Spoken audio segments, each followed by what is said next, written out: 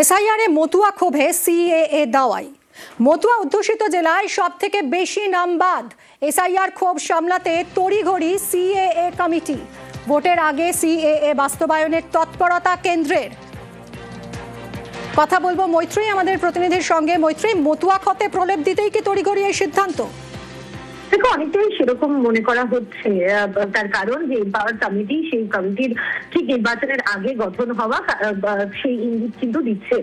তার কারণ হচ্ছে, যদি আমরা একটু বেসরকারের দিকে তাকাই, তাহলে এই যে সিএ নাগরিকত্ব কিভাবে দেওয়া হবে সেই সংক্রান্ত রুল ফ্রেম হয়েছিল 2024 সালে। তারপরে প্রায় 2 বছর কেটে গিয়েছে এবং এখনো হঠাৎ করে মার্চের শুরুর আগে 2 বছরের মুখে এই কমিটি গঠন, এবং বিশেষত যখন বাংলায় নির্বাচন আছে সেটা, সেই বিষয়টা কিন্তু নেহাতি কাকতালীয় বলে মনে করছেন না রাজনৈতিক বিশ্লেষকরা তাদের।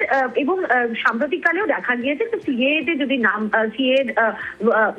এসআইআর এ নাম বাদ দেওয়ার ক্ষেত্রে মতুয়া কমিউনিটির কিন্তু নাম অনেক বেশি সংখ্যক বাদ গেছে, এবং সেখানে একটি রাজনৈতিক ক্ষোভও তৈরি হয়েছে এবং সেখানে রাজনৈতিক অসন্তোষ তৈরি হয়েছে যে সিএতে যদি নাগরিকত্ব পাওয়া যেত তাহলে হয়তো এত নাম এসআইআর এ বাদ যেত না। এবং সূত্র মারফত আমরা যেটা জানতে পারছি যে বনগাঁর সাংসদ শান্তনু ঠাকুর তিনিও একেবারে স্বরাষ্ট্রমন্ত্রীর সঙ্গে ব্যক্তিগতভাবে কথা বলেছিলেন এই সমস্যাটা দ্রুত যাতে সমাধান করা যায় সেটা দেখার জন্য। মনে করা হচ্ছে যে তারপরেই বাংলার ভোটের কথা মাথায় রেখে এই এম্পাওয়ার্ড কমিটি গঠন করেছে কেন্দ্রীয় স্বরাষ্ট্র মন্ত্রক। মৈত্রী, ভোটের আগে এই কমিটি ইতিমধ্যে সিএতে আবেদন করে রাখা মতুয়াদের নাগরিকত্বের সার্টিফিকেট যদি দেয়, সেক্ষেত্রে কি এসআইআর এ নাম বাদ গেলেও ভোট দেওয়া আর আটকাবে না? দেখো, এই বিষয়ে কিন্তু এখনো পর্যন্ত চূড়ান্ত কোনো সিদ্ধান্ত দেয়নি, তবে সেটা নাগরিকত্বের প্রমাণ হবে। সাধারণভাবে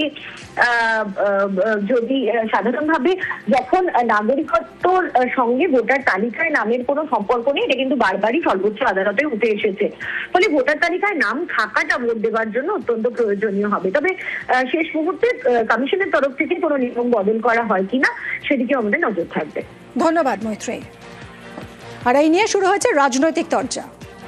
এই এসআইআর বলা হয়েছিল 1,20,00,000 রোহিঙ্গা বাংলাদেশি অনুপ্রবেশকারীর নাম বাদ দেওয়া, কিন্তু মাঝখান থেকে যে 58 লক্ষ মানুষের নাম বাদ গেছে তার মধ্যে 24 লক্ষ মৃত আর প্রায় 22 লক্ষের বেশি মানুষ তারা হচ্ছেন যারা ডকুমেন্ট প্রডিউস করতে পারেনি, এবং এই সংখ্যাটার 90% মতুয়া সম্প্রদায়ের মানুষ। তারপরে এরা এত বছর বিজেপিকে ভোট দিয়েছেন, আজকে সেই বিজেপি এসে এদের নাগরিকত্ব কেড়ে নিচ্ছে।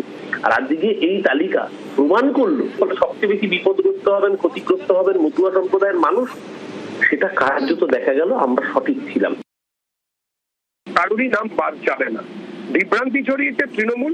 মতুয়াদের জন্য এই দুঃখ কষ্ট একটা ব্যাপার। যখন দেখা গেছে মতুয়া নমশূদ্র সহ সমস্ত উদ্বাস্তের নাম হতে চলেছে, অনুপ্রবেশকারীদের নাম বাদ যাবে, শরণার্থীদের নাম থাকবে। তৃণমূল কংগ্রেস যেসব বিভ্রান্তি ছড়ানোর চেষ্টা করছে সেগুলো সফল হবে না। 28 তারিখে নির্বাচকদের তালিকা হাতে আসুক, তারপরে দেখা যাবে কাদের নাম বাদ গেছে আর কাদের নাম আছে। যারা আজকে এই ধরনের কুমিরের কান্না কাঁদছেন তারা এতদিন কি করেছেন মতুয়াদের জন্য?